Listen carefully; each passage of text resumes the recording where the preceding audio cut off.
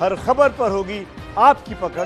Download कीजिए ABP live app. CBI यानी central bureau of investigation, जो अपनी जांच की वजह से फिलहाल राज्य सरकारों के नो एंट्री बोर्ड की वजह से ज्यादा सुर्खियों में है। सुशांत केस में सियासी उठापटक के बाद सीबीआई की विश्वसनीयता पर प्रश्न चिन्ह उठे और विश्वसनीयता के संकट से गुजरना सीबीआई के लिए कोई नई बात नहीं है।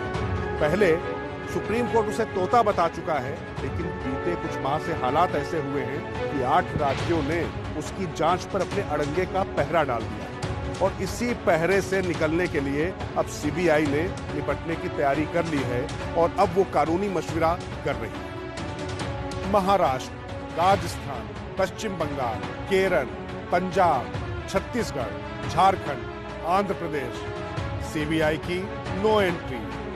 ऐसे 8 राज्य हो चुके हैं जहां केंद्रीय एजेंसी सीबीआई को जांच के लिए राज्य सरकार से इजाजत लेनी जरूरी हो गई है और पुलिस को भी कार्रवाई की जानकारी देनी होगी।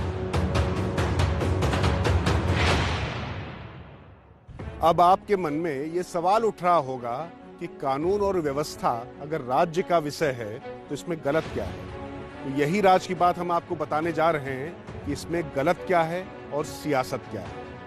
दरअसल संघीय जांच एजेंसी होने के नाते जो भी सुरक्षा से जुड़े मामले और भ्रष्टाचार से ऐसे मामले जिनकी मार बहुत दूर तक होती है, वो सीबीआई को सुपुर्द किए जाते हैं और इनमें से हर राजनीतिक दल कोई भी जांच सीबीआई को देने की बात करता रहा है।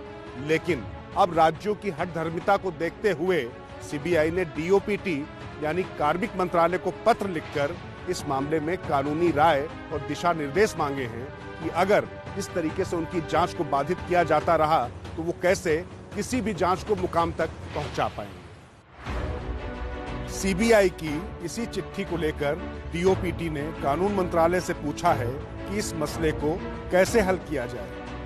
जाहिर सी बात है कि कानून व्यवस्था राज्यों की जिम्मेदारी है, लेकिन सीबीआई एक केंद्रीय स्वायत्त एजेंसी है और राज्यों का इस तरह का हस्तक्षेप देश की सर्वोच्च जांच संस्था के कामकाज और जांच पर नकारात्मक प्रभाव डालेगा। सीबीआई पर अपने अपने राज्यों को प्रतिबंध लगाने वाले कांग्रेस, लेफ्ट, तृणमूल शासित राज्य बंगाल हैं।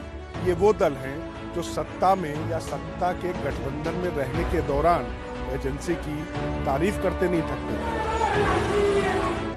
राज की बात यह है कि ये चिट्ठी तो अभी पहला कदम है और केंद्र के नीति नियंताओं को डर ये है कि अगर प्रतिबंध का ये सिलसिला नहीं थमा तो संघीय ढांचे को बुरी क्षति पहुंचेगी, जिसको संभाल पाना बहुत मुश्किल होगा। और बात यहां तक नहीं रुकेगी, सियासी अदावत और जो भीतरी प्रतिस्पर्धा है वो कहीं ना कहीं दूसरी जांच एजेंसियों को भी अपने घेरे में ले सकती है। तो राज की बात में इस हफ्ते इतना ही। अगले हफ्ते मैं फिर हाजिर होऊंगा आपके पास वो खबरें लेकर जो या तो छपी नहीं या आपसे छिपाई गई।